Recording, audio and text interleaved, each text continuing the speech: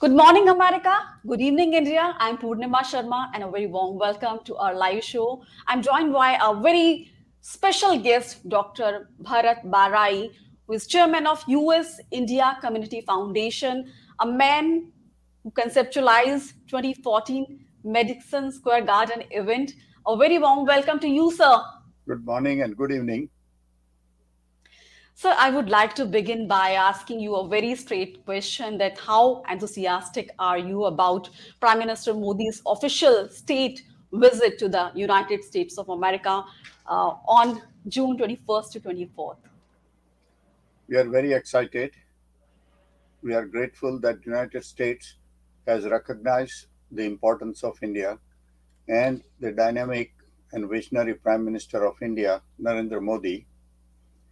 They realized that India could be a very important partner for the United States for the progress, peace, and prosperity in both the countries as well as rest of the world. We share many values: democracy, pluralism, human rights. Yes, from time to time we have differences. Sometimes the definition of democracy depends on the person who talks about it, but the general concepts, everybody knows about it. And I think we are very excited as well as very humbled that finally what should have happened between these two countries in last 75 years is happening now. So, sir, we would like to ask you that is it going to be the bigger event than the 2014 Madison Square Garden event? Unfortunately not, and that's not because anybody wanted it to be smaller. Let me explain to your viewers what happened. Our idea is that in all major cities in USA, one by one, there should be Prime Minister's event because he's extremely popular among the diaspora, and every major city wants a event with Prime Minister Modi. So it started with New York, then it went to San Jose. Actually, at that time, Prime Minister was concentrating on digital India, and he said, I would like to do it in San Jose to have talk with a lot of people in Silicon Valley to bring digital media to India, and of course, a lot of high-tech technologies. In 2019, it was a toss-up between Chicago and Houston, and there are more than one reason for it, including President Trump himself, who tossed the coin in favor of Houston. So Chicago was in line. And even November 2022, when I met Honorable Prime Minister, I again extended him invitation. And he said, yes, next time it will be Chicago's turn. And we started we got indications that he may be coming to USA on a state visit. We contacted Delhi and renewed our invitation. And we got initial indication that the state visit might be somewhere between 17th and 20th of June. So we booked United Center, a large center somewhat similar to Madison Square Garden with capacity of 22,000. And we are in weekly touch. Then indication came from White House that it may be between June 20 and 27. So again, we booked another large facility that was available called Soldier Field, which can accommodate almost 45,000 after taking out space for stage. But the problem was, because this was a state visit, they submitted it to White House, and White House wants to get back to them what date, what event will take place, and whether it will be 1-day event, 2-day event, or 3 days event.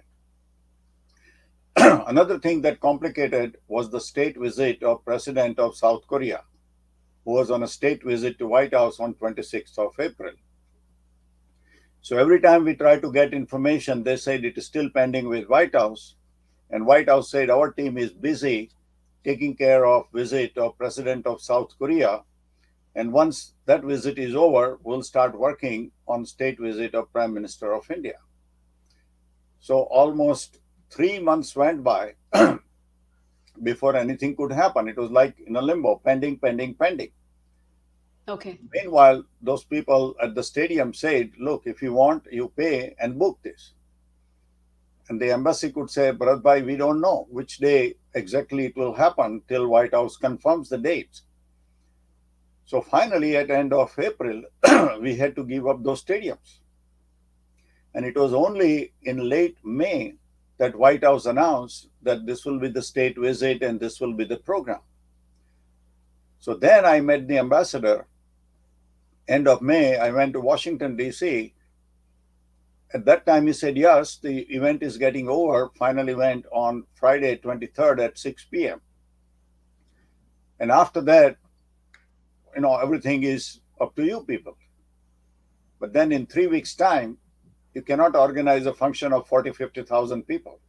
It requires time, logistics, Exactly. finances, everything. So at that point, the only choice was requesting Honorable Prime Minister to delay his departure from Washington, D.C. by maybe 3 hours or so and give us that slot after 6 p.m. So finally, we got in touch with the embassy, Dr. Jaishankar, and the Prime Minister's office, and we got a green light on 30th of May that yes, he will grant that time slot. So now we had to find a place. Okay. Yeah, we had to find a place, right? We had to organize an organized committee. We had to arrange for volunteer donors. We had to arrange for the list, all in 3 weeks' time. But thank God, there is so much of enthusiasm and so much of support in the community for the Prime Minister that I think the things are already almost 90% in place. So, sir, I heard there's a lot of excitement about Prime Minister Modi's US visit.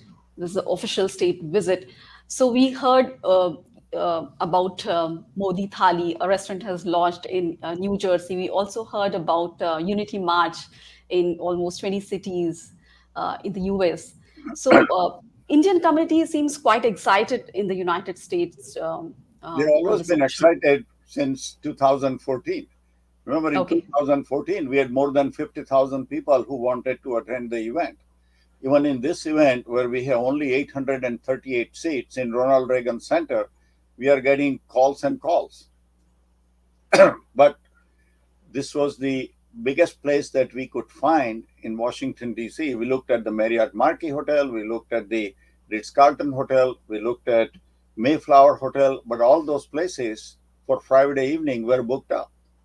We could find Ronald Reagan Center. It's a beautiful, actually, it's a better place than any of those hotels, but 838 seats. So, we heard that Prime Minister Modi is going to talk about what we have read in the newspapers, that role of diaspora in the growth story of India. Uh, so, We have requested him. okay. So, who all are invited to the Ronald Reagan Center for this address? Well, we have obviously, I would like to have 50,000 people there, but I have only 838 seats. So we did not send a single email. We did not send single invitation. We did not make any mention anywhere, but we just started organizing, looking for among the friends, and the word leaked out. So by word of mouth, we got more than 135 host committee members. Everybody wants to be the host committee members for Prime Minister Modi. And obviously, we have requests for hundreds and hundreds of seats. So it's going to be for host committee members, guests, the community leaders, community workers. So this is all going to be for little guys. The And business then, at the previous event. okay. And then Prime Minister Modi will also be addressing business leaders, the top CEOs of many big companies in the US. Yes. But no big companies, no big company sponsors for this community event. It's all little guys who are doing it. Professionals like Many of the supporters are physician doctors. Then, Okay. yeah, oh yeah, yeah. Doctors are number one supporters. They were also in 2014. Number one contributors were the doctors. Number two, the hotel owners. 60% of hotel motels in USA are owned by Indian Americans. Third one are small shopkeepers, Indian American owners. So these are then lawyers, accountants. So these are kind of middle class or upper middle class people. We don't have any big business corporation or anybody. We never. The reason was, Purnima, we did not have to ask anybody. Within 5 days' time, we got three times more host committee members than what we are looking for. So, Dr. Bharat Barai, do you think this visit will pave the way for further uh, collaboration in the areas of mutual interest, such as technology, trade, clean energy, education? Yes, now there is a more and more mutual trust being built. What we want to see is that more and more US companies bring their investments to India. What China has been for last 20, 30 years, the manufacturing capital of the world, we would like to see that India becomes the manufacturing capital of the world. The Prime Minister has already started the process by Make in India, and different companies are slowly migrating out of China, which is another positive thing for us, that they will bring the business and the factories and the technologies to India. India will be a lot better partner for USA than China has been. And more American companies are realizing, and we as Indian Americans want to facilitate that process. So that brings the jobs for people in India, that brings up the living standard for people in India. So, sir, do There you will also think? be extensive, we hope, extensive collaboration in military, because we have two neighbors that are nasty, and we need strong defenses so that those guys stay in their place and don't try to mess around with India. Now, if India is strong military, and I think Prime Minister Modi has done a lot to make the military stronger and stronger, and I hope that process continues. So China will realize that if they try to mess around with India, they will be smacked.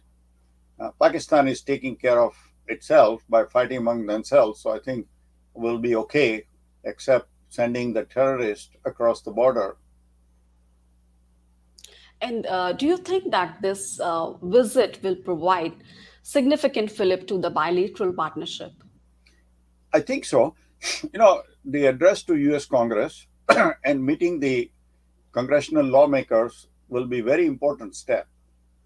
When I met the Prime Minister, I told him that, look, the presidents come and go. In USA, the maximum term for a president is 2 consecutive terms.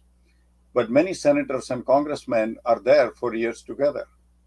And we try to cultivate good relationship with them, because ultimately the laws have to be passed by the United States Congress and the Senate.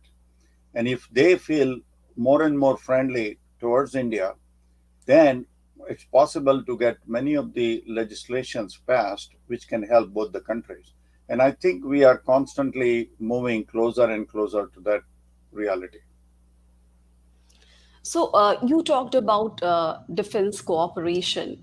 Where can we go from here, and how can this defense cooperation be further strengthened?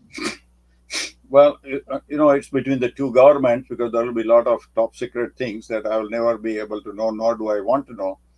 All I want to know is that the top defense technologies are available to India, and our armed forces are equipped with the best possible weaponry, most high tech, as well as most sensitive intelligence sharing with United States, so that, and many times when the enemy knows that the other country is very well equipped and they might get smacked, that itself prevents confrontation. So China and Pakistan, once they know that we have the top military technologies and we have Prime Minister who has the will to retaliate in case they attack India, that itself will keep peace. And if we talk about Indian Americans, what is the role of Indian Americans in strengthening bilateral relations? we have lot of good relationship with majority of the members of US Congress, which is similar to our Lok Sabha, and members of Senate. In USA, the democracy is more participatory, where the congressmen and senators have a lot more interaction with their constituents. And we as Indian Americans are fairly active in contacts, maintaining our relationship with congressmen and senators. And that's all across, not just in my area. Now, that is one tribute to Indian Americans, and that's what passed the 2008 nuclear treaty. If it was not for the Indian Americans, that treaty would have never passed. But I have to give credit to all our colleagues all over USA who actively campaigned with their congressman and senator and got the treaty passed. And if you could enlighten our viewers, um, what is the meaning of official state visit in America in diplomatic protocol? How important it is? It has more symbolic value than material value, but Okay. everywhere you also need a crown, so it's like a crown. The queen is the queen and king is the king, but when they put on the crown, it becomes more official pomp. So there are working visits and there are state visits. The state visit is the highest honor. So as far as I know, Dr. Manmohan Singh had it once, and now Prime Minister Modi will have it. There is a ceremonial welcome with band and gun salute. So there is a state dinner.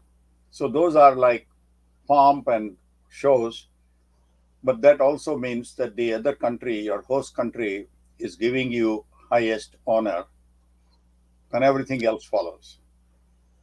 And my last question to you, sir, Dr. Bharat Barai, uh, if how this Prime Minister Modi's schedule will be like when he's when he will be in US, and as far as Indian community is concerned, would they be there at the airport when he arrives in US and till he leaves for the Egypt? The answer is yes. They usually allow a small contingent of people to do the welcome. In the White House lawn, I mean, the biggest welcome is going to be in the White House lawn, where there will be about 3 to 4,000 Indian Americans will be allowed to enter the south lawn of the White House. Everybody has been registered. Everybody will go through Secret Service check for the background. So on the morning of 27, when at 10 a.m. there will be official welcome, we will be there in attendance in the White House South Lawn to greet him and witness the historical welcome. Thank you so much, Dr. Bharat Barai, for joining us from Chicago and telling us how enthusiastic Indian Americans are about Prime Minister Modi's US official state visit from 21st to 24th June and what all it entails and what does it mean to the Indian community in America. Thank you so much for joining from Chicago. Thank you, Punit. Thank you.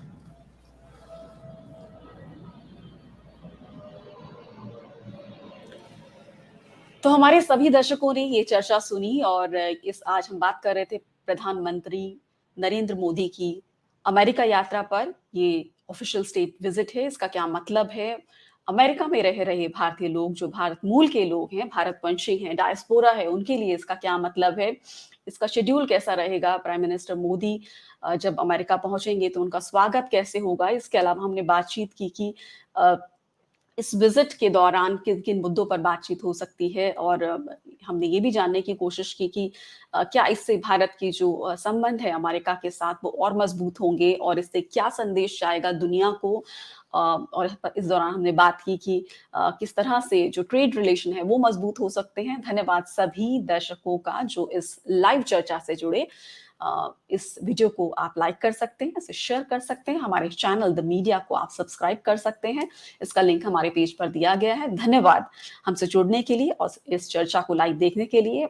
Doctor Bharat बराई हमारे साथ Chicago से जुड़े थे और आपको पता होगा 2014 में जब प्रधानमंत्री नरेंद्र मोदी अमेरिका गए थे और उन्होंने जब मेडिसन स्क्वायर गार्डन के इवेंट में, जो कि काफ़ी बड़ा इवेंट का था, करीब 19,000 लोग वहाँ जुटे थे, जब उसे एड्रेस किया था, तो उसके आयोजन में उसको कंसेप्चुलाइज़ करने वाले डॉक्टर भरत बाराई हमसे इस वक़्त बात कर रहे थे और विस्तार से उन्होंने चर्चा की तमाम पहलुओं पर इस यात्रा के। आप सभी दर्शकों का शुक्रिया इस कार्यक्रम को देखने के लिए और इस चर्चा से जुड़ने के लिए। इस वीडियो को शेयर करना ना भूलें, इसे लाइक करना ना भूलें और ज़्यादा से ज़्यादा लोगों तक इसे पहुँचाएँ, हमारी चर्चा को, हमारे कार्यक्रम को, हमारे वीडियोज़ को। धन्यवाद।